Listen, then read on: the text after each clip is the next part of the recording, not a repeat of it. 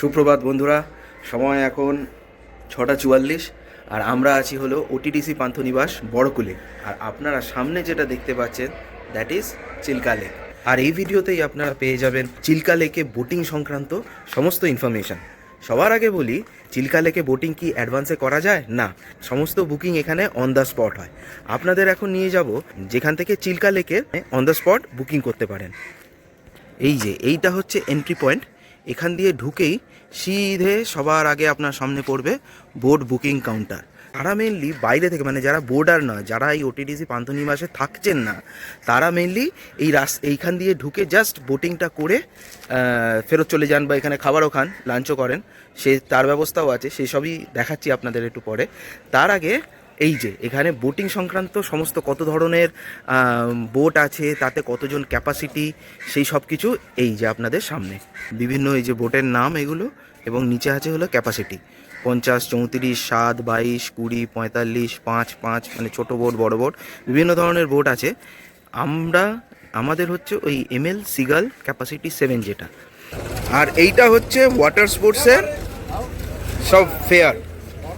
কী আছে, কায়াকিং আছে, বিগ ম্যাবেলস জানি না কী জিনিস, জেটস্কি, বানানা রাইড আর ফান স্টেশন। এই হচ্ছে এর প্রাইসেস। ওকে, তো এই বোটের বুকিং কিভাবে হয় না, আপনাকে এখানে আসতে হবে সকাল 7টা থেকে বিকেল 4টে অবধি এদের সার্ভিস অ্যাভেলেবল। এবার প্রত্যেকটি বোটের জন্য ডিফারেন্ট স্লটস আছে, তো আপনি আগে থেকে কিছুই জানতে পারবেন না। আপনাদেরকে এখানে আসতে হবে, এসে জিজ্ঞেস করতে হবে যে আমি এই বোটে যেতে চাই, বা আমার এতজন লোক আছে, কোন বোটে আমরা যেতে পারবো। অ্যাকর্ডিংলি আপনারা বোট পাবেন। আপনারা যদি বড় গ্রুপ নিয়ে আসেন, যেমন পুরী থেকে তো এখানে বড় বড় গ্রুপ আসেই প্রচুর, তো তাদের জন্য 40, 50, যা সব 50, 34, 45 এইগুলো তাদের হয়। আমরা যেমন ছোট গ্রুপ থেকে আমরা কিভাবে বুক করেছি সেটা বলছি।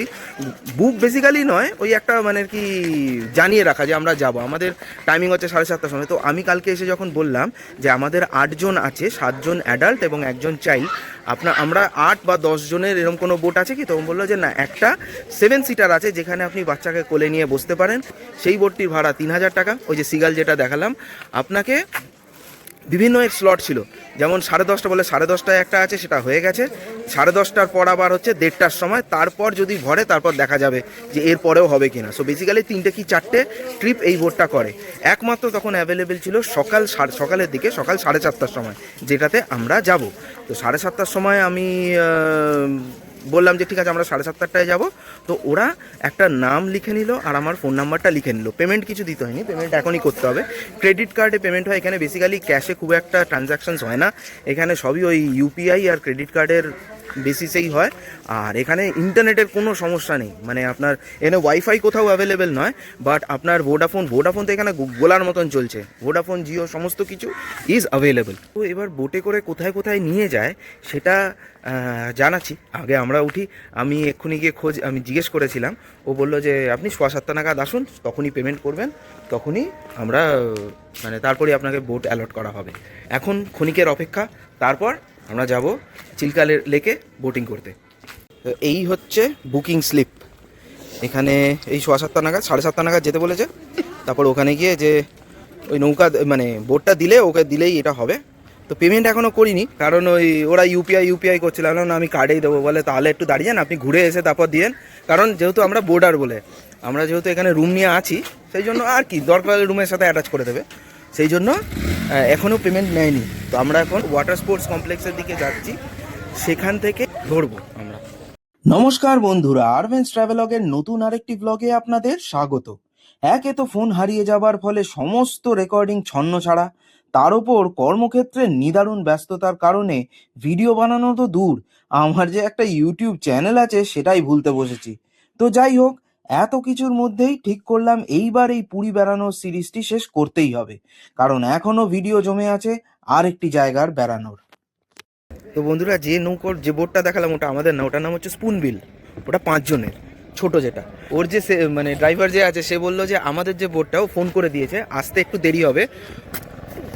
ওই যে দূরে ওই যে ড্রাগন বোটটা আছে, ঠিক তার পেছনেই আমাদের বোটটা রেডি করছে। বলে যে রাত্রিরে সব কুয়াশা পড়ে সব ভিড়ছে, তারপরে আসবে।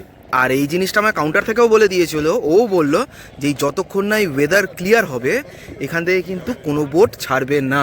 যেমন দেখুন এই বোটটা অনেকক্ষণ বোর্ড হয়ে গেছে সবাই, কিন্তু ছাড়েনি। তারপর ওদের বোটটাও, ওই 5 জনের বোটটাও সবাই বসে গেছে, ছাড়েনি।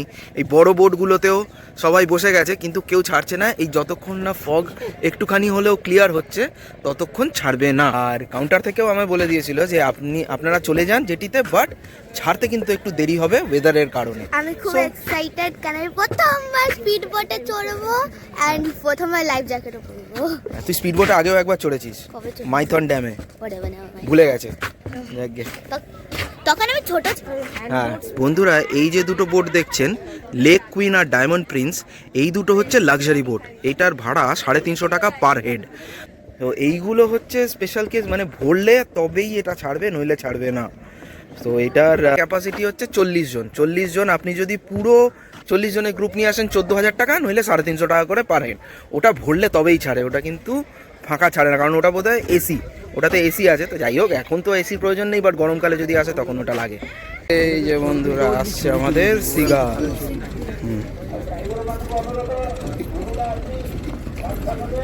এই চালু হয়েছে বোট, এবং আমরা আস্তে আস্তে স্পোর্টস কমপ্লেক্সের বাইরে বেরোচ্ছি। মানে মিমি কি বলে, কং আইল্যান্ড থেকে বেরোচ্ছি। এই কং আইল্যান্ডে ঢুকছি নাকি? হ্যাঁ, ও বাবা ছিটকাচ্ছে। হ্যাঁ মিমি দেখি, সবাই হাত দাঁড়াও। হ্যাঁ, ওরে বাবা রে, কি দুলছে রে।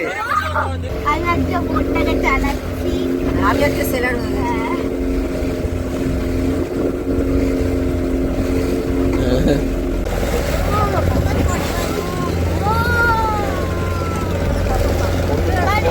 ও বাবা কত,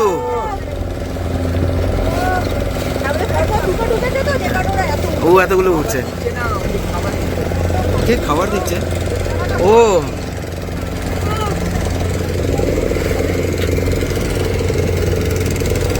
ও এই যে ওখান থেকে কিনেছিল, যে দিচ্ছিল খাবার। ওরে বাবা রে,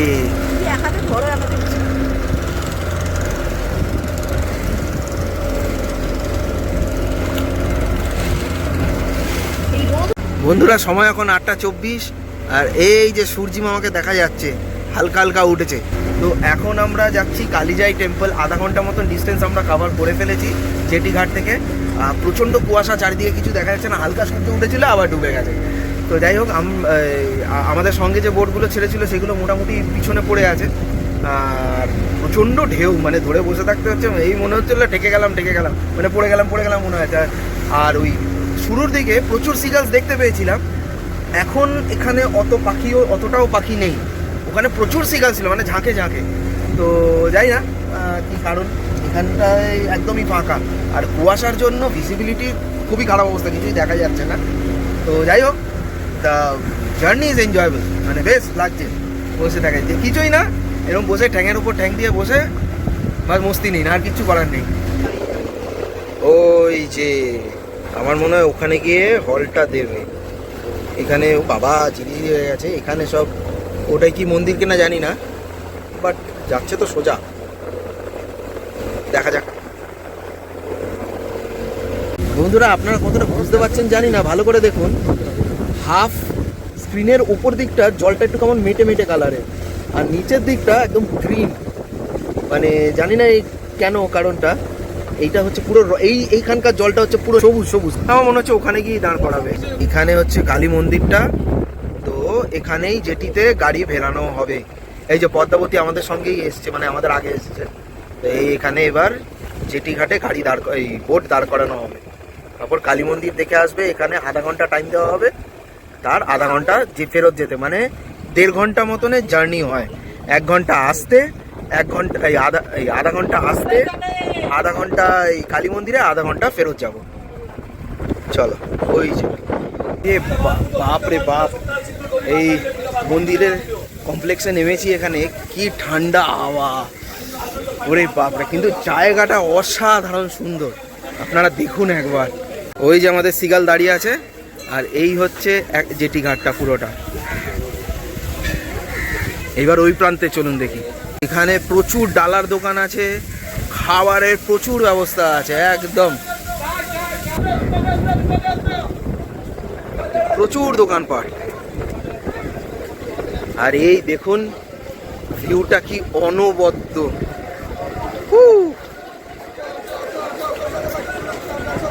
দুর্দান্ত।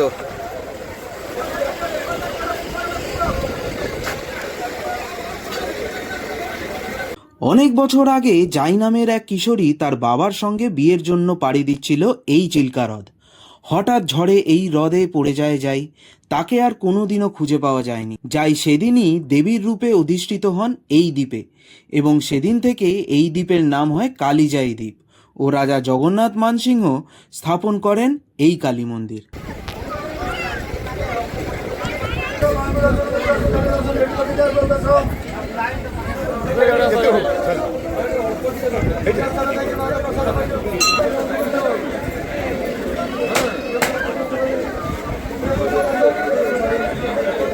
ভাই যে এখানে বন্ধুরা দেখুন কি সুন্দর পুজো হচ্ছে, এই মেরে ফাটিয়ে দিচ্ছে, বাপরে বাপ।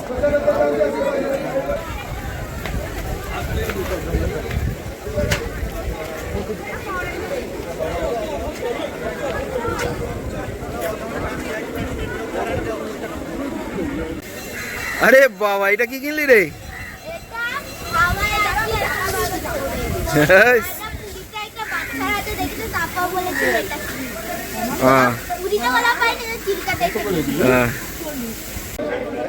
বন্ধুরা এটা একটি ফ্লোটিং স্টোন, হ্যাঁ রামেশ্বরমে যেরকম আমরা দেখে থাকি, এই যে ফ্লোটিং স্টোন।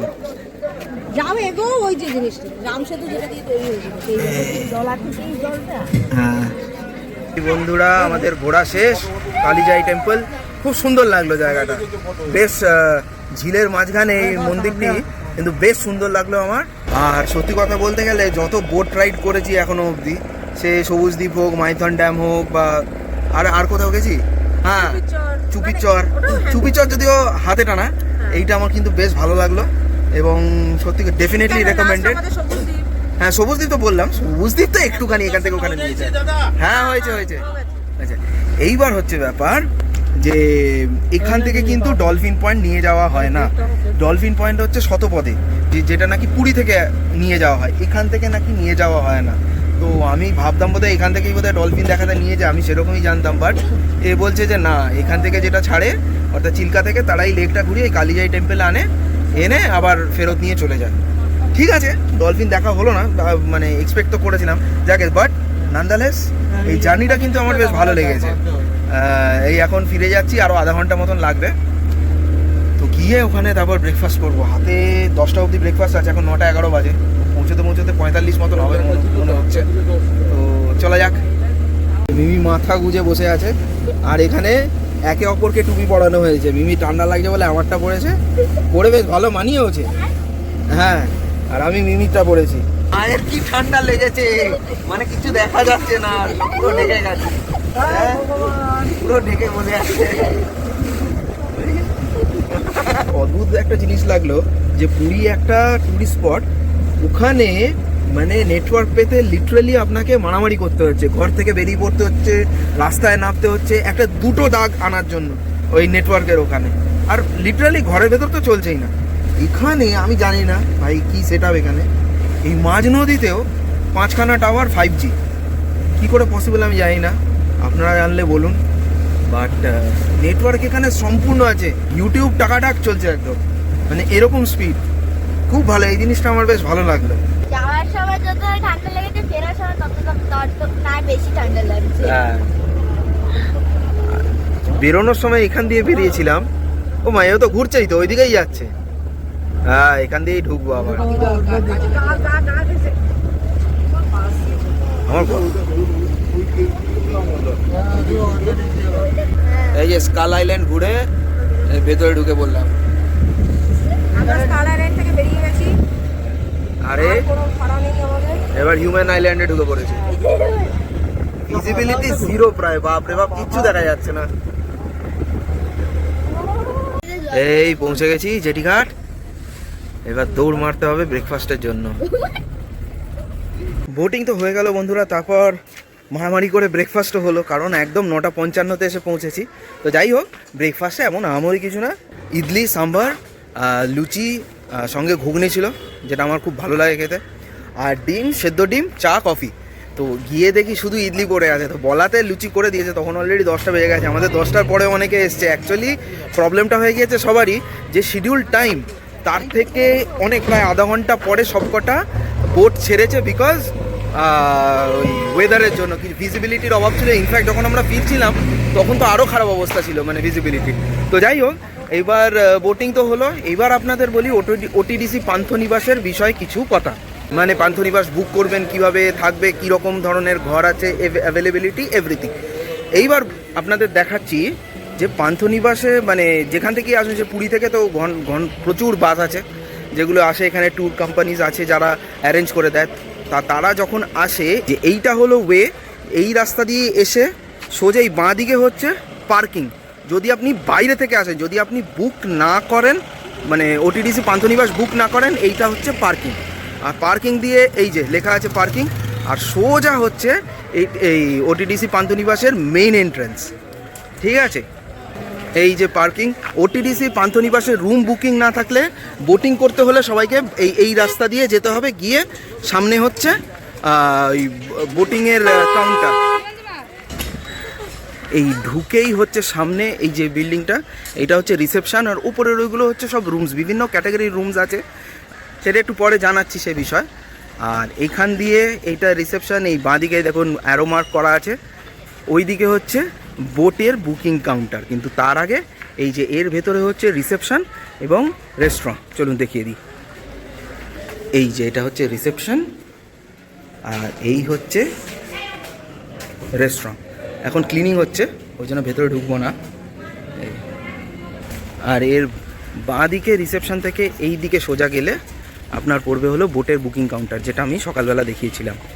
এই যে বাঁ দিক দিয়ে সোজা এলে এই হচ্ছে বুকিং কাউন্টার, আর এই হচ্ছে বাঁ দিকে হচ্ছে পার্কিং। ওই পার্কিং থেকে আপনি ডিরেক্ট একদম দেখাই আপনাদের, এই যে পার্কিং, ওই ওখানে পার্কিং থেকে সিধাই বোটে টিকিট কাটবেন। টিকিট কেটে এই রাস্তা দিয়ে একদম সোজা চলে গেলে হচ্ছে ওই ওয়াটার স্পোর্টস কমপ্লেক্স। দেখাই। আর এইটা হচ্ছে আমাদের কটেজ। আমি কটেজটা ভালো করে দেখাচ্ছি একটু পরে। এইটা হচ্ছে আমাদের কটেজ।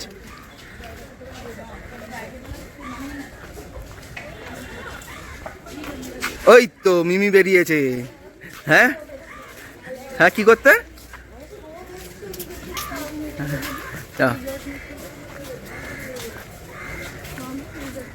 এই যে সোজা ওখান থেকে এসে এই সামনে হচ্ছে ওয়াটার স্পোর্টস কমপ্লেক্স, এবং এখান থেকে সোজা গেলে ওখান থেকে আপনার সব বোটগুলো ওখান থেকে ছাড়ে, যেটা সকালবেলা আপনাদের দেখালাম।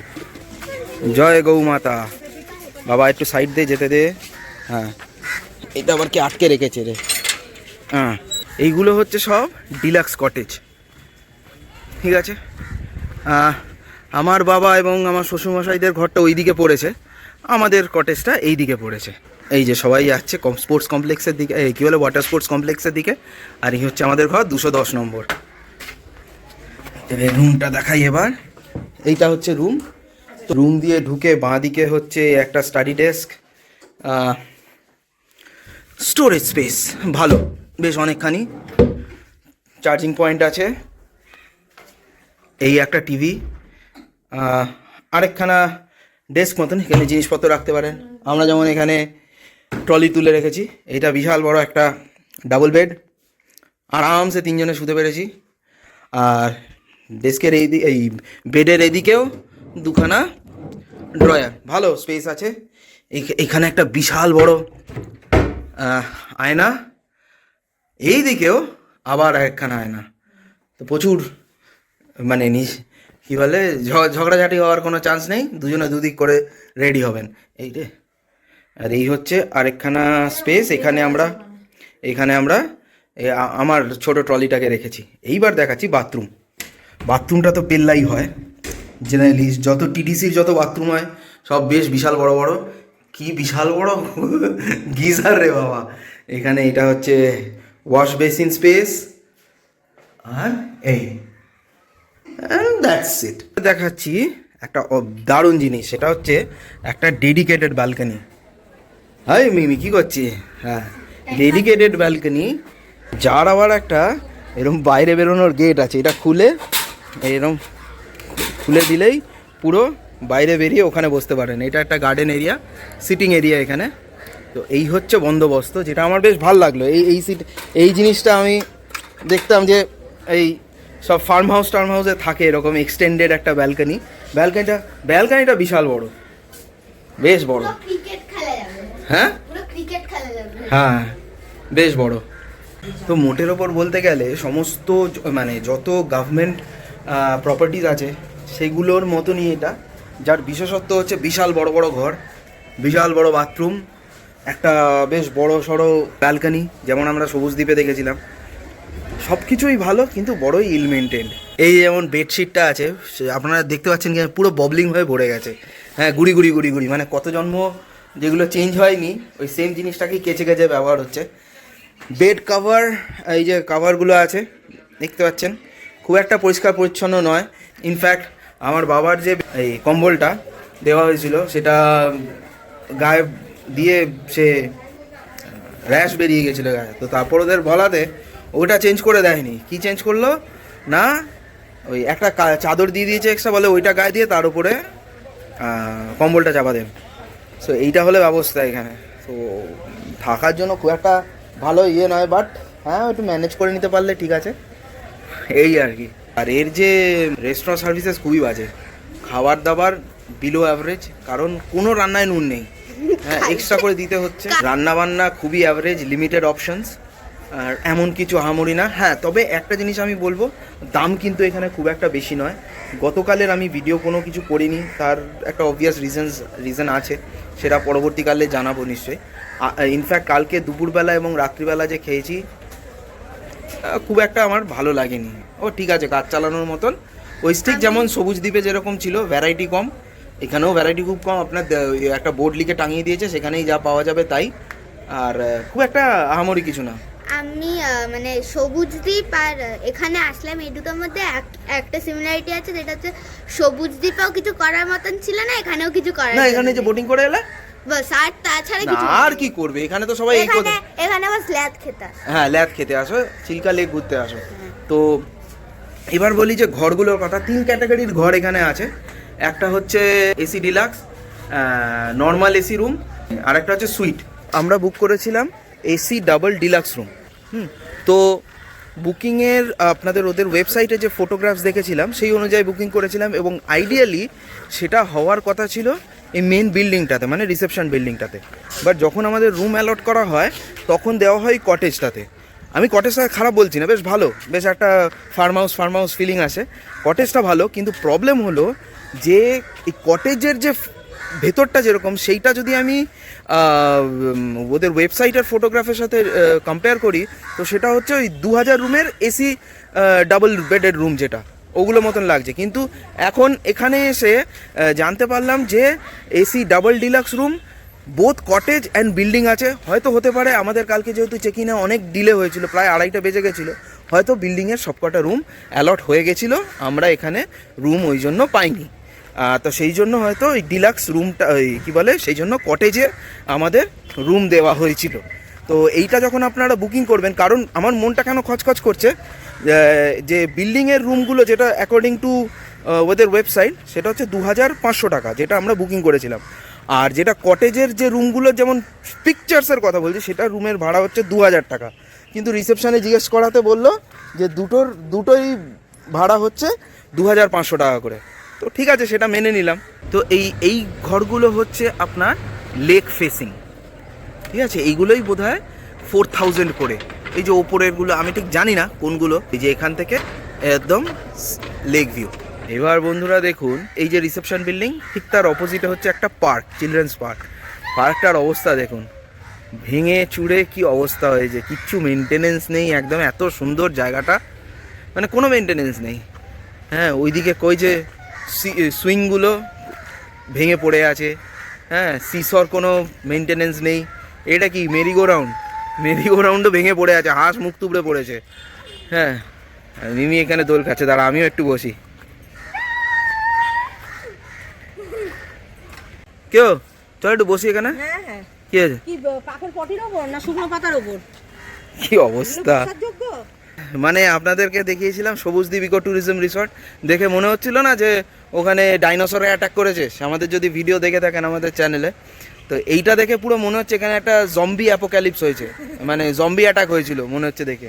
যে এই যে যেমন এই জায়গাটা দেখুন, ঠিক আপনারা যারা জম্বি মুভি দেখেছেন প্রচুর, আমি যেমন প্রচুর জম্বি ফিল্ম দেখেছি, সেখানে ঠিক এরকম থাকে অবস্থাটা।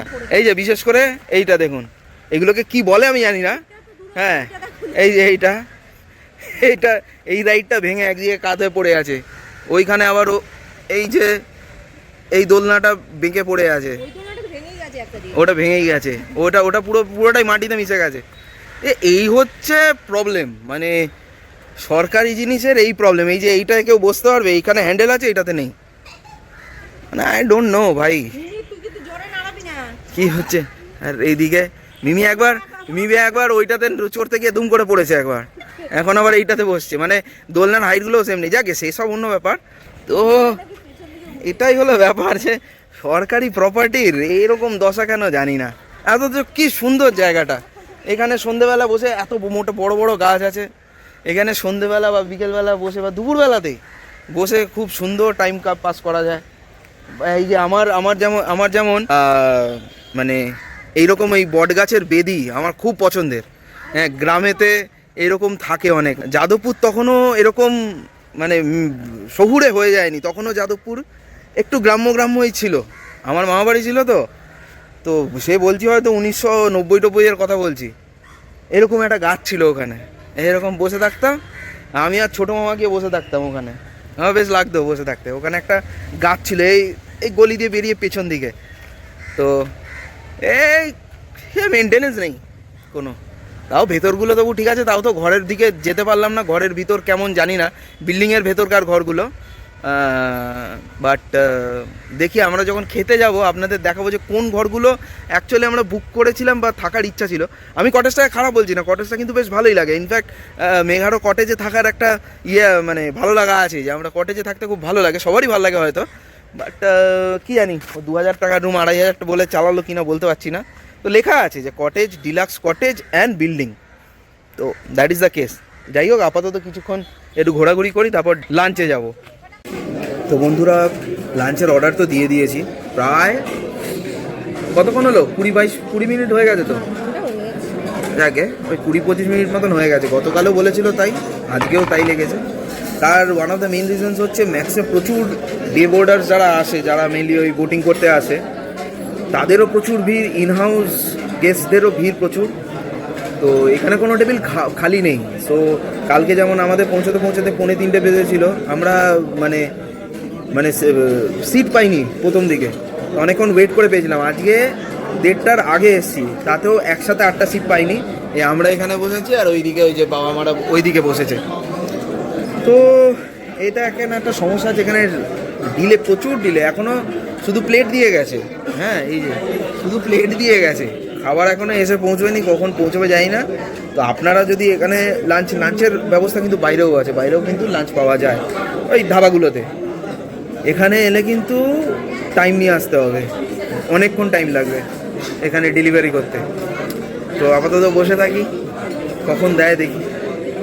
তো বন্ধুরা, এই যে সার্ভ হয়েছে, এখানে হচ্ছে এই যে আলু গোবি মশলা, এটা হচ্ছে খাইঙ্গা ফিশ, এটা চিল্কা লেকের স্পেশাল। আর এই হচ্ছে 2 প্লেট রাইস, একবারে দিয়ে গেছে, সার্ভ করে নিতে হবে। আর এটা হচ্ছে ফ্রাই। হ্যাঁ, তো এই হচ্ছে আজকের লাঞ্চ। দেখি খাইঙ্গা ফিশটা কেমন খেয়ে আপনাদের বলবো। তো বন্ধুরা, এই হচ্ছে এদের গোবি মশলা, ঠিক আছে, একটু মশলাদার, বেশ ভালোই, খারাপ না। তবে এদের তো একটা পেরিনিয়াল প্রবলেম, যে সব রান্না এদের নুন কম। বেসিক্যালি এটারও তাই হয়েছে, নুন দেয় না এরা খাবারে, কেন জানি না। So that is the problem. তো আলাদা করে নিতে হচ্ছে। কালকে রাত্রিবেলা এই নিয়ে একটু ঝামেলাও হয়েছিল, বাট কারণ কাঁচা নুন তো খাওয়াটা উচিত নয়, বাট ঠিক আছে, একটুখানি দিয়ে ম্যানেজ করে নিতে হচ্ছে আর কি। তো এই হচ্ছে বন্ধুরা খাইঙ্গা মাছ, দেখা যাক। দেখে তো অনেকটা ঠিক রুই মাছের মতনই লাগছে, দেখি দেখি। এটা রান্নাটা কি? সরষে, সরষেকে কি বলে? বেসারা। সরষে সরষে কারি বলি, ওরা বলে বেসারা। ব্যাস, আমার সরষে বেশি না। ঠিক আছে, এইবার ভাঙা যাক। একদম রুই মাছের মতনই, দেখি হ্যাঁ রুই মাছ, এই রুই মাছের মতন পুরো। আমের আচার বা লেবু? হ্যাঁ এই দেখো আমের টুকরো পড়েছে, তার মানে এটা আই থিঙ্ক আমের আচার দিয়ে রান্না করা, মানে তারপর টকটক হবে, আমের আচার দিয়ে রান্না করা। টকটক হবে। হ্যাঁ ঠিক আছে, কি বলছিস? अभी हम खाएंगे खाएंगे। আচ্ছা ও খাই খাও। কেউ মাছটা কিরম? ভালো, যেটা আমাদের বলেছিল সেটাই, মানে পার্শে মাছের যেরকম টেস্টটা অনেকটাই ওরকম, মানে একটু বড় সাইজের কোনো পার্শে মাছের মতো। আমিও খেলাম, পার্শে মাছের মতনই অনেকটা, মানে টেক্সচারটা আর কি খারাপ না, ভালো খেতে, রেকমেন্ডেড। দেখুন বন্ধুরা, এক ধরনের ওয়াটার স্পোর্টস, এইটা প্রথমবার দেখলাম। এই ড্রাগন বোট ফোট আমি দেখেছি আগে, এইটাই স্পিড বোটে করে ঘোরাবে আর ওই বন বন করে ওটা ঘুরছে, ওই দেখো এটা ওই যত স্পিড বাড়বে, এইটা নতুনত্ব। ওরাই বোধহয় বলেছে আসতে করে দিতে, তখন যা জোর ঘোরাচ্ছিল হ্যাঁ তখন আরো জোরে ঘুরছিল। ওরা বোধহয় বলেছে আসতে।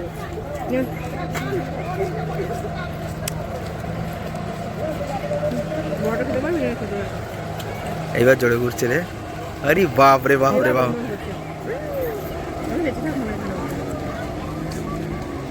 এটাকে কি বলে তো জানি না, যাই হোক নইব নইব চ, একদমই না।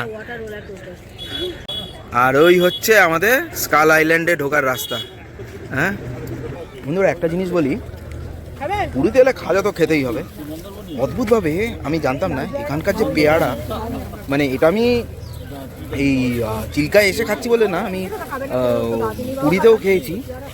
এখানকার পেয়ারা অসাধারণ মিষ্টি, মানে কোনো মশলা দিতে লাগে না। এটা তো একটুখানি দিয়ে খাচ্ছি, দারুণ মিষ্টি খেতে। আর অবশ্যই হচ্ছে ডাব, যারা কলকাতায় থাকেন তারা জানেন ডাবের দাম 70-80 টাকার নিচে ডাব পাওয়া এখন খুব মুশকিল। খুব খুব কপাল ভালো থাকলে তো 60 টাকায় পাবেন।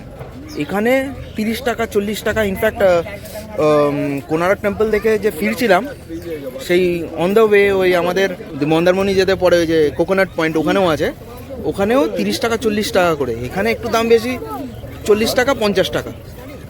বাট ডাবের জল খুব মিষ্টি এখানে, আর ডাবের দামও খুব কম কম্পেয়ার টু কলকাতা।